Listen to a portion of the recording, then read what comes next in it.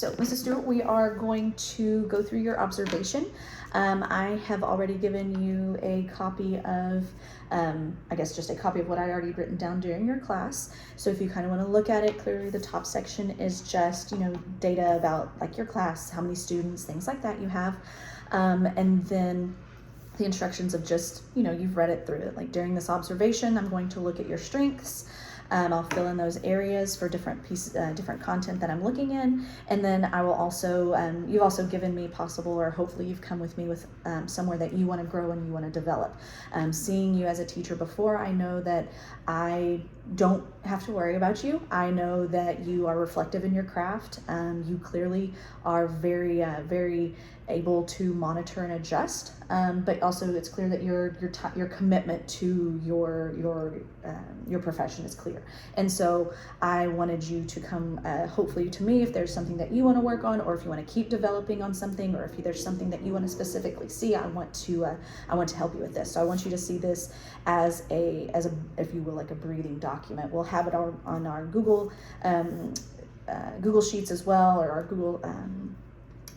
Google Docs, and we can just continuously type back and forth. But I want it to be documented conversation pretty much. So without any further, I guess first, how do you think your lesson with your kiddos, 7th grade math, how do you think it went? I think it went great. I think the kids grasped the concept. I think they were engaged. I very much agree. So going through just the area that we were looking at, the first one was lesson planning. I think you did a great job. There was obvious, again, like I was saying, there's an obvious commitment to your craft here. You planned not only the lesson really well, but you planned in multiple different ways to teach and check for understandings.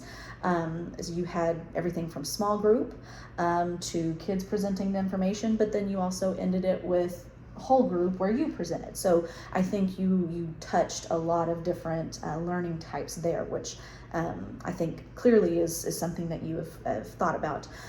Also the fact that you looked at planning for your misconceptions, right? So talking through what is your approximate versus what is exact, I think is what I have written here, and which one is better, and how you talk to the kids about how one needs to be used one and the other. So again, clearly you've put that into play. Do you feel like you're good with lesson planning? I don't ask you to turn in lesson plans. Do you feel you're pretty safe with that? You're good? Do you have any lessons plans you want me to look over, or are you? No, I feel pretty good with my lesson plans. Okay. I also have a good team. We team well with our lesson plans, so I love it. And y'all have a PLC time, correct? That y'all do? Okay. We do, and we lesson plan together. So awesome. Right now, no concerns with lesson I plans. love it. Okay. Next, so kind of in that same vein of seeing all the different types of learning delivery, so instructional delivery and execution, again, I think this went really well with small groups. You were able to speak with several groups at one time. I know your conversations that you had with students in there, I think was great. But then the whole group, I really enjoyed seeing the students teaching other students. I really liked that. I think that was really good. What have you noticed any change in students, I guess maybe in their ability to grasp a concept when using that whole group instruction, or whenever kids teach other kids? What have you seen with that? Because it's not something I see in a lot of classes. I feel like that's something that a very dedicated and very well knowledgeable teacher does. So when you're saying student-led instruction? Mm-hmm. Yes, ma'am. Okay. So student-led instruction, that kind of lets me see, I can see mastery then. It allows me to see which students are picking up, the concept, Right. and who needs help. Okay. Sometimes I do have kids who may not grasp it as well as they think, Okay. and then allows other kids to kind of help Right. their buddy, their Right. partner, And put it in peer. in a 7th grade language. In a 7th grade language. Perfect. And I kind of get to stand back and just facilitate that, and they look to me and say, is this it? And I'm like, yeah, that is it. Or no, let's maybe try it a different way. Okay. And so that is nice. I love it. And so it just lets me gauge where they are. I love it. Okay. Next, the Q with Lead instruction, the whole group again. Okay, so we'll move down to the next little content area piece of, I think, classroom management. Or I guess going back to the instructional, you don't feel you're good on like opportunities to grow, anywhere to develop, or I feel like you're safe there, but I want to ask you, I'm going to give you that platform. I feel okay there. You feel okay? Okay, perfect. With classroom management, I think you did amazing. There were times where y'all did, I think the closing activity, the Simon Says, it wasn't for a 7th grade class. It was very well put together, and the kids knew the instructions, the kids knew. And then also the whole, you're going to do this, and whenever you said, okay, you're going to raise your hands, and like you started it immediately. Like you gave that instruction, and it seems like it's not only well introduced and well put into play every day and practiced, but you still give like little tidbits of that instruction all the time. So I thought that was awesome, because 7th grade kids can be crazy, and I think you did great with keeping them on task. But again, it's clear that they know that process. Going back to the student-led or student teaching students thing, the young man that presented on the board, I believe there was another young man that had questions, and he was able to voice those questions. Yes. And then still go up to the board. And so I feel like there's clearly processes that have been put into play here. Yes. I like it. Okay. What else in regards to with your opportunities, do you feel like there's anywhere that you would want to develop in regards to a classroom management type? There is no obvious concerns for me, but I know, again, being someone who loves their craft, I want to give that time. So in the class period that you came to, I do have my classroom organized into groups. And I do have them grouped by ability. Okay. So I kind of know, like, that helps me know who can kind of go off, like who I know they're going to get this. They're going to be okay. They're going to be okay. Okay. And that allows me to, I need to work with these two groups a little bit more. Okay. They're going to struggle a little bit. Okay. But I do, so my goal and what I want you to help me maybe check for, and what I want you to maybe check next time. So my goal for myself is I want to be able to make sure that I visit with each table group. Okay. Okay. I have 2 groups that do take up a fair bit of my time. Okay. They do have higher needs. Okay.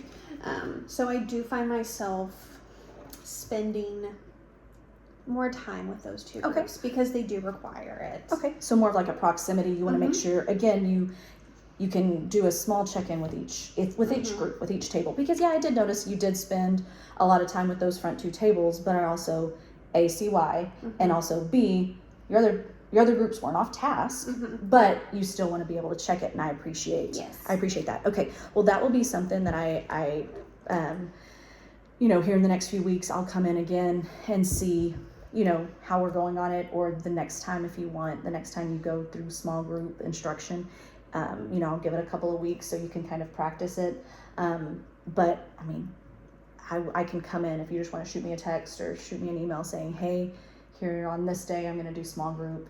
I'd love for you to come in during 6th period again and see how they're doing. I would be more than happy to. That'd be great. Okay, sweet. So again, kind of moving into that same kind of thought process, instead of classroom management and student behaviors, we're looking at like student academic behaviors. Okay. Had, as you see here, had zero concerns with it, 0 opportunities for growth here on it. What I really appreciated was you facilitating conversations between the students. Yeah. I think one man had asked, I guess let me back up. You could tell he was a little bit off track. And so you readjusted the track.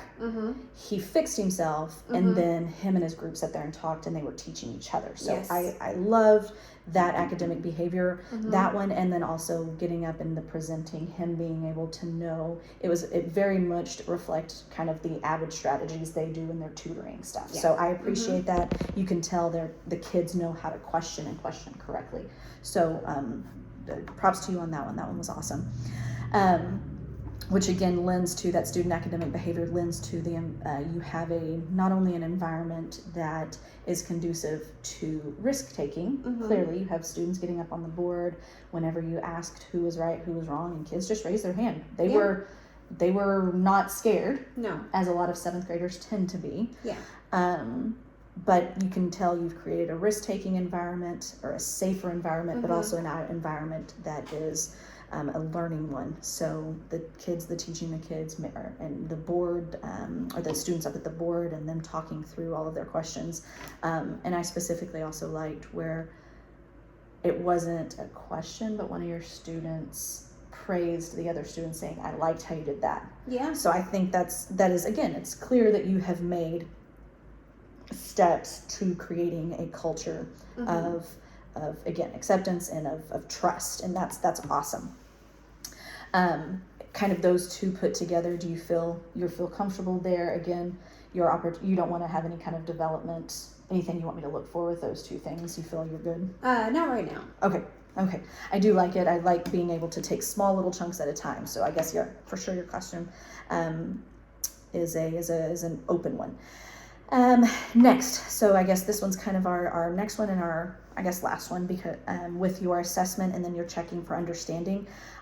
First of all, I want to say I appreciate how you ended the lesson. I know a lot of teachers, we have a tendency, and I say we because I was there at one point in time, and I was just hoping and praying I could get done with the class, but that you did you wound it down. You gave an exit ticket.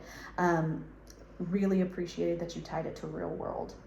I think that's something that if kids can put it back in real world, it means something more to them. Absolutely. So I appreciate that, your closing activity, and then also your Simon Says with the angles. Yeah. Have you felt like with your kinesthetic learners, at the end of class, it helps them get up, gets that? Oh yeah, it helps all of them. Yeah. But yeah, definitely those. Definitely those kiddos, and just in the seeing, right? So you hit your kinesthetic learners with your movement.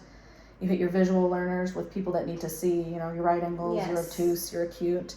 And then, if anything, it works on listening skills. Did Simon say? Yes. Did Simon say? The listening skills. And then that competitiveness comes out. And then we remember. And then you remember, what does an acute angle look like? Yes. I had to sit down on that one, so I appreciated that. So no, I appreciate all that. And then just, again, your throughout asking those probing questions. I know you had a group of girls in the front that you asked several probing questions, and they continued to build on what they were saying. So I thought your ability to kind of give a miniature CFA in a class, and it takes no time at all. You can gather, okay, my percentage of kiddos who got this was what. So that was good stuff for sure. Do you and your group need any assistance in regards to speaking in your CFAs, common formative assessments? Do y'all need any assistance with that kind of stuff? Would y'all need any help building those or putting those into our school platform or anything like that? Is there anything we can do on an administrative group to help take some of the load off of y'all at all?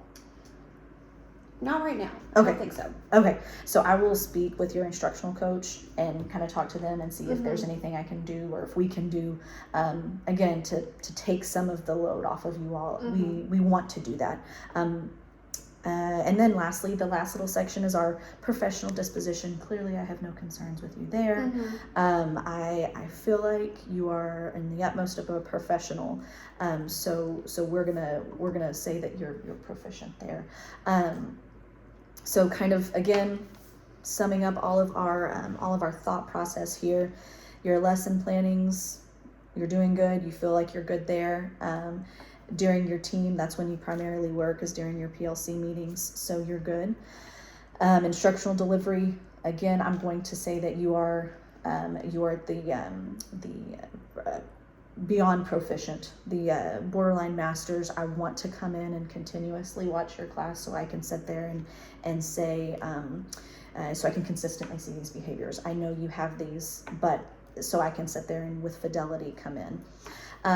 The only thing that you said you would like to work on would be the proximity control, I guess, or more of making sure you touch all of the students' thought processes on everything, to make sure that all your students are doing well there.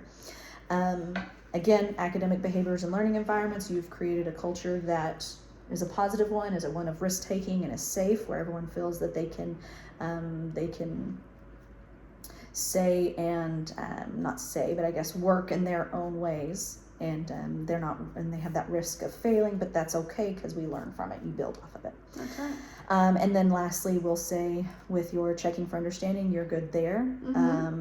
If you have questions, I did mean to ask, I wasn't able to come in at the beginning of the class period. I had to step in. I apologize for being late. Were you able to, or did y'all, I wasn't able to see the bell work and things like that, but you've sent me your slides, so I know it's there. Were y'all able to talk about your interactive learning objective? Did y'all talk through that? What did that look like at the beginning of class? Yes, we state our learning objective Okay. at the beginning of class so that they know what our target is. Like, Okay. you should be able to do this. You should know this by the end of the class period. Okay. So we state that at the beginning. Okay. And y'all do that every day. Mhm. I guess especially if you're changing your TEAC for the day. Yes. Y'all do that. And y'all plan y'all's ILO and your PLC. So all of y'all have, okay. That's what I thought, because y'all had seemed, all of my 7th grade teams had seemed to have the same statement. And so I just wanted to verify from you that that was happening. Okay. So we stated the ILO at the beginning of class. Okay, and that just goes making sure they know where they're going with stuff. Okay, perfect. Okay, like I said before, this will be kind of a just a breathing document. I would love for you to, as time progresses, or if you have small group again before I come in, if you want to type in how you think it went, maybe some of the thought process that you went through, or some of the action items that you took.